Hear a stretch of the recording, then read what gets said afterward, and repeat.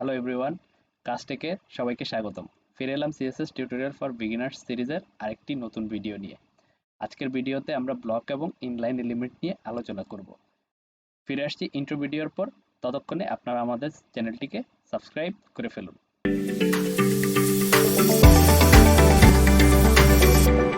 চলে যাচ্ছি আমাদের কোড এডিটরে। কোড এডিটরে আমাদের প্রতিটি টিউটোরিয়ালের মতোই HTML এবং CSS দুটি ফাইল ক্রিয়েট করে রেখেছি এবং CSS ফাইলটিকে আমাদের HTML ফাইলের সাথে লিঙ্ক করে রেখেছি।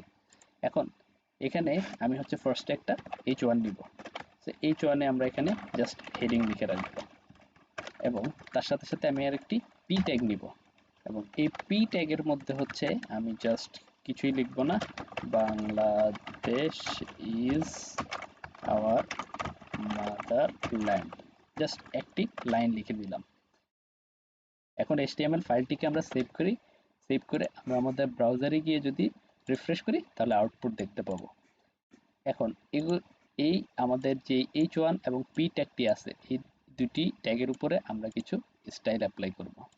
তার জন্য আমরা হচ্ছে H1 লিখে কার্লি ব্র্যাকেট দিব এবং এখানে হচ্ছে আমরা কালার দিব হচ্ছে রেড এবং ব্যাকগ্রাউন্ড কালার দিব হচ্ছে ব্যাকগ্রাউন্ড কালার দিব হচ্ছে আমাদের ব্ল্যাক ব্ল্যাক এবং তার সাথে সাথে আমাদের পিকেও আমরা একটু ডিজাইন করে নিব। সো আমরা কালার দিব হচ্ছে ইয়েলো এবং ব্যাকগ্রাউন্ড কালার দিব হচ্ছে গ্রিন এবং আমি সেভ করলাম। সেভ করে হচ্ছে আমার ব্রাউজারে গিয়ে রিফ্রেশ করলাম এবং রিফ্রেশ করার সাথে সাথে আমরা আমাদের আউটপুট দেখতে পাচ্ছি। এখন এখানে একটু আমাদের খেয়াল করতে হবে।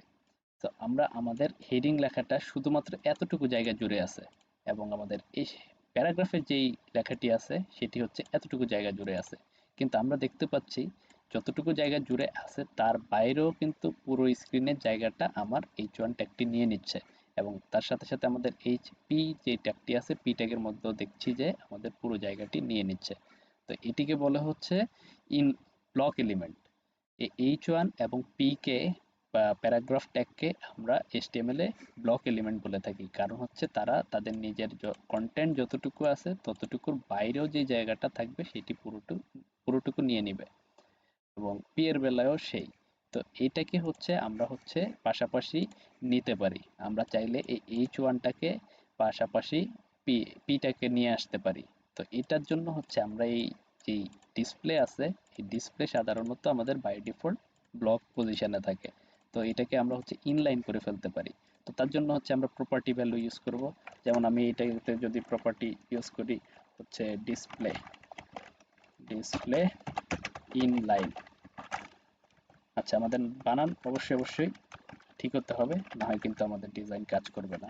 তো তার জন্য হচ্ছে ডিসপ্লে ইনলাইন দিব। এখন আমি যদি সেভ করে আমার ব্রাউজারে গিয়ে যদি আমি রিফ্রেশ করি তাহলে আমি দেখতে পাচ্ছি যে আমাদের HTML এর হেডিং এর যেই জায়গাটা আছে সেটি কিন্তু এখন ছোট হয়ে গেছে।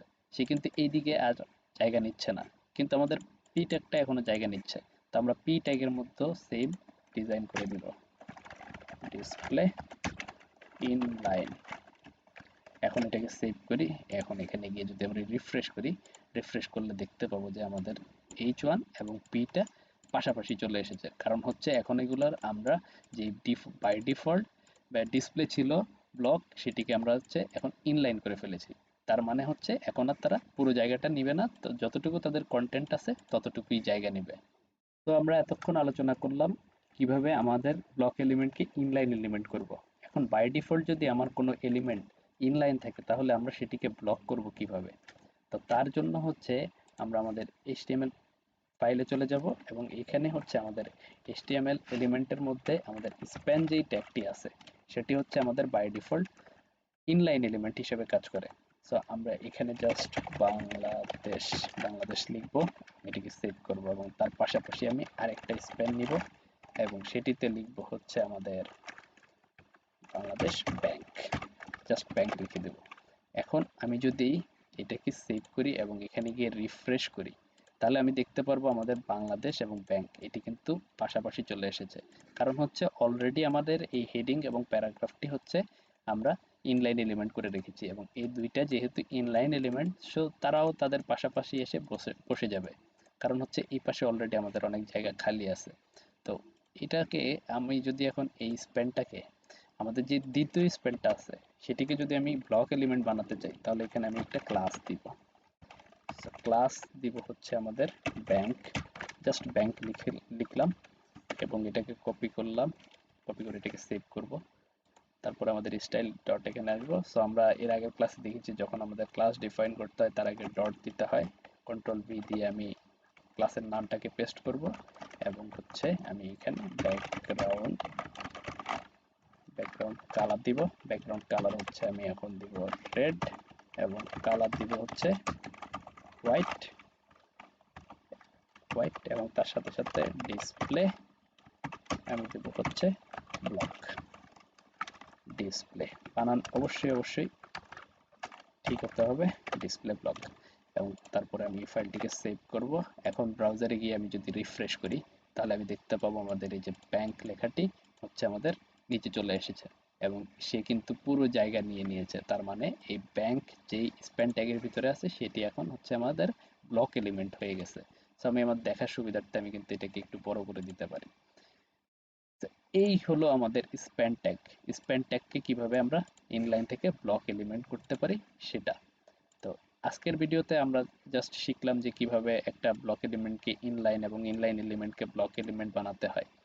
তো পরবর্তী ভিডিওতে আমরা আরো ইন্টারেস্টিং এবং মজার জিনিস দেখব। সো ততক্ষণ পর্যন্ত আমাদের চ্যানেলটিকে লাইক, শেয়ার এবং সাবস্ক্রাইব করে আমাদের সাথে থাকুন। Keep coding.